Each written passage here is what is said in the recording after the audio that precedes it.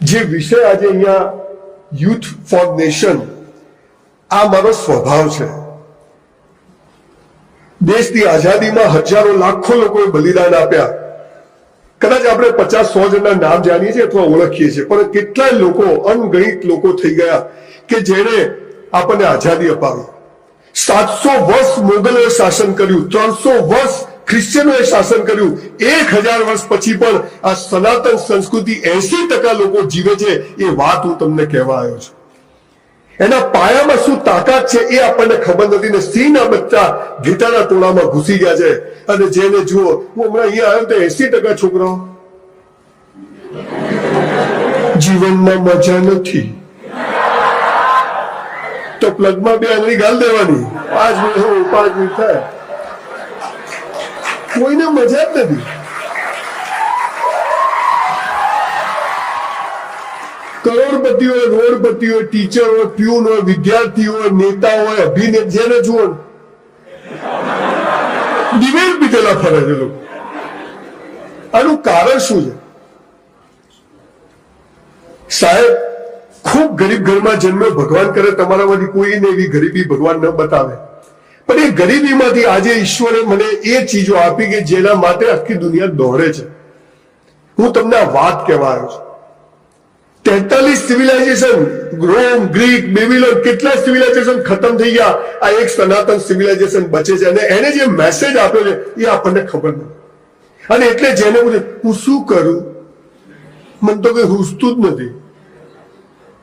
હમણાં હું અહીંયા આવ્યો તો પાનના ગલ્લા હતા મહેશભાઈ બહાર, અમિતભાઈ, 4-5 યંગ છોકરા, ખબર નહીં આટલે પેન્ટ પહેરે હો. તો મેં એને પૂછ્યું, મેં કીધું શું છે? મને કે લો વેસ્ટ. હાલ તારે વેસ્ટ જ ક્યાં છે? ખેંચો તો ઉતરી જાય. દેશ માટે તો કરવું છે, તારા માટે કર દેશો ચૂલામ જો તારું કરતું, ખાલી વાતો. દીકરા દીકરીઓ, તમને એટલે કહું છું કે મારી દીકરીના ત્યાં દીકરી છે, હું નાના બની ગયો છું. મને સખતનું ગૌરવ છે આ દેશમાં જન્મ લેવાનું. રણમાં રેત વેચી આવે અને દરિયામાં પાણી વેચી આવે ને એ ગુજરાતી, એ દિવેલ પીધેલું ના ફરે. અને એમાં ભારતમાં જન્મ મળે, નાક, આંખ, કાન બધા સ્પેર પાર્ટ ઓકે હોય ને, લોટરી છે, લોટરી. હું શું કરું અહીંયા? તું એક ગરીબ ઘરમાં જન્મીને આજે તમારી સમક્ષ ઉભો છું ત્યારે સાયકલ નહોતી, મર્સિડીઝ લઈને ફરું છું. રહેવા માટે ઘર નતું, 200 બંગલાની સ્કીમ પૂરી થઈ. બાપુજીની ઓટલા પર દરજીની દુકાન હતી, આજે 200 દુકાનોનું કોમર્શિયલ કોમ્પ્લેક્સ બને છે. ફિલ્મ જોવાના પૈસા નતા, ફિલ્મો બનાવું. હું મારી વાહવા કરવા નથી આવ્યો, પણ તમને કહેવા આવ્યો કે life is so beautiful.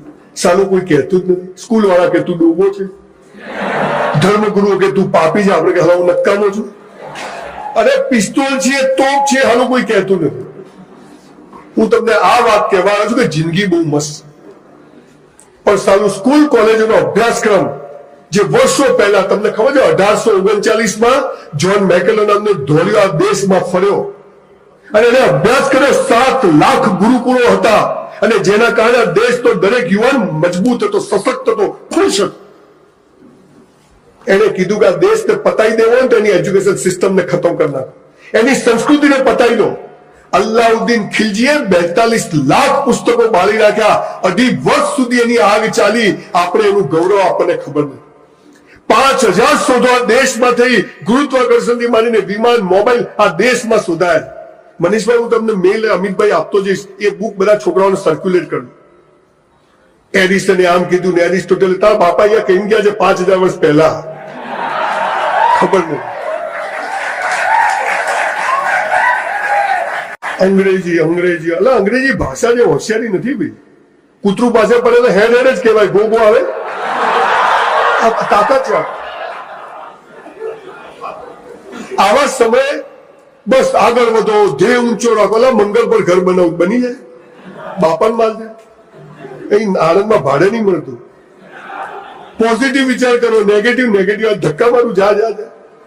Young છોકરા, તમે મારા દીકરા દીકરીથી નાના છો. મારી નાની દીકરી અત્યારે કોલેજ કરે.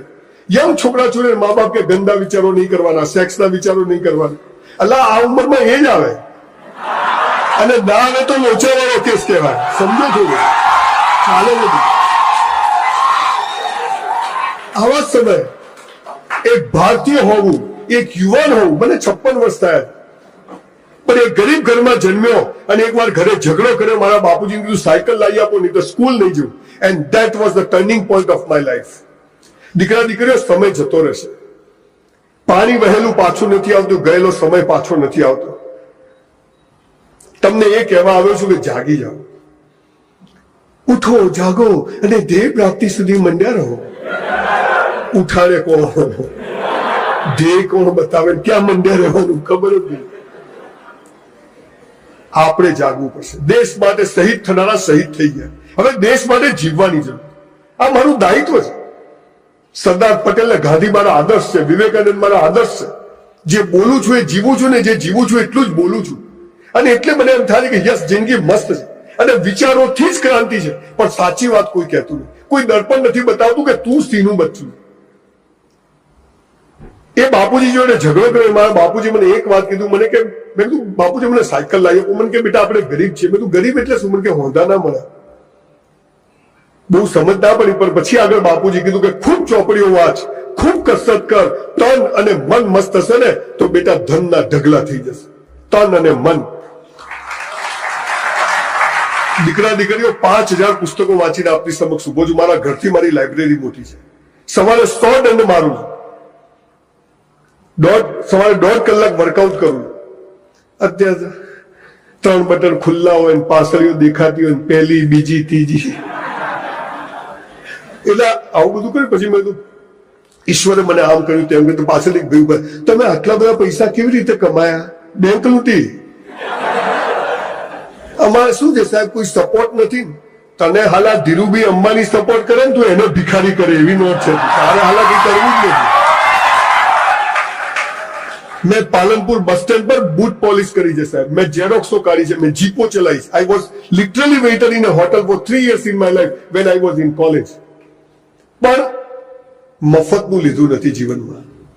ગીતામાં લખ્યું છે મફતનું લઈશ નહીં. સાલા ટ્રાફિકના રૂલ્સ ખબર નથી, બંધારણની વાતો કરે છે. બંધારણમાં આમ કીધું, તારા બાપાએ બીજું ઘણું કીધું છે. આપણે હક લેવા માટે સજાગ છીએ, પણ આપણી ફરજો નિભાવવા સજાગ નથી. અને ત્યાં બધા પ્રશ્નો શરૂ થયા. જે દેશ પાસે ગીતા જેવો ધર્મ ગ્રંથ હોય, તમને ખબર છે ગીતાના 4થા અધ્યાયના 13મા શ્લોકમાં શું કહ્યું છે? કે મેં જન્મને આધારે જાતિ નથી બનાવી, કર્મને આધારે બનાવી.